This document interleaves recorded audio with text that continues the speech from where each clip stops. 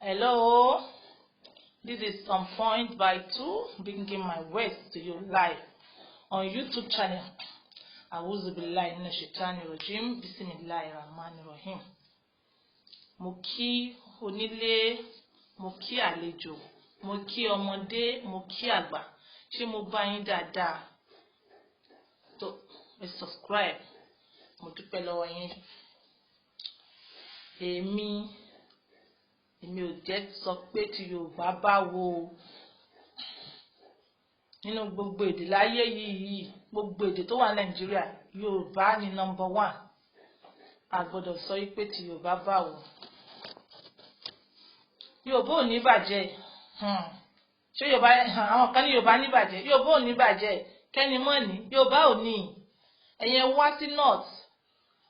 Àwọn èdè kan oríṣiríṣi èdè wà ní North. Tẹ́ mọ̀ pé títí wọ́n lágbára. Yorùbá ní èdè tí mo mọ̀ pé ó fẹ́ lọ síwájú ara wọn. Yorùbá ni mo rí pé wọ́n ní wọ́n fẹ́ wá ìlọsíwájú ara wọn dáadáa compared to àwọn èdè tí mò ń sọ yìí. Àwọn èdè tí mò ń sọ yìí wọ́n terrible gan.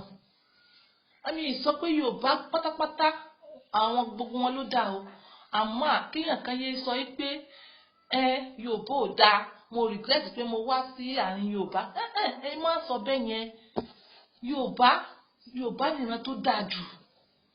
Yorùbá ló dáa jù. Àwọn ará bíbá igan tí wọ́n dé elédè mi, wọ́n máa ń gbàdúrà pé àwọn ò bá tẹ̀ ti jẹ́ Yorùbá. Ìwọ tó wá jẹ́ Yorùbá wá sọ pé ìwọ regret pé o jẹ́ Yorùbá. Kò síran tó dàbí Yorùbá o.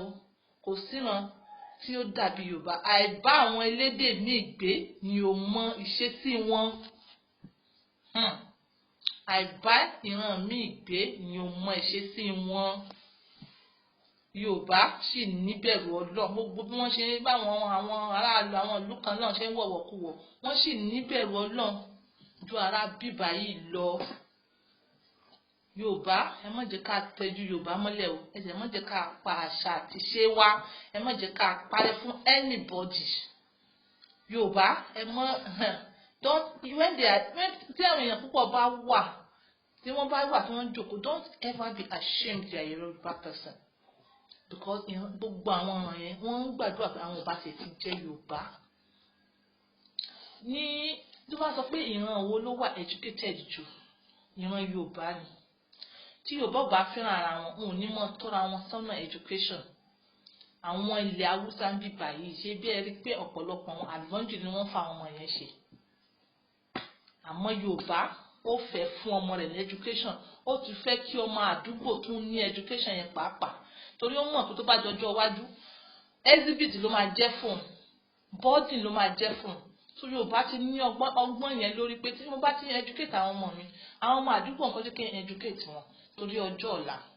But irú ṣáàdì ibi tá a wà yìí nsìn yìí, àwọn tó bá ti lówó yẹn ló ń lówó, àwọn yòókù ni wọ́n fi wọ́n ṣe àlùmọ́nìjòrì. Síbẹ̀ yìí náà rí. Bá sì jẹ́ pé Igbo náà ni business ni wọ́n mọ̀.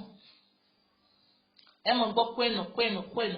Igbo business ni wọ́n mọ̀. So Yorùbá and there's a lot of achievement when you are educated. So Yorùbá wà ní ìran tí ó fẹ́ràn ara wọn jù nínú ìran yìí. Ṣé ìran tó ń gbé abọ́ lé àwọn ọmọ ẹ̀ lọ́wọ́ pé kí wọ́n mọ̀ sàlùmọ́nìjòrì tí àwọn ìran yẹn náà táwọn náà lówó táwọn náà fowó fún wọn nínú abọ́ lójoojúmọ́? Àbíyàn tó sọ pé ẹ lọ ní education, which one is more better? Yorùbá dáa. Àwọn ìran bíbà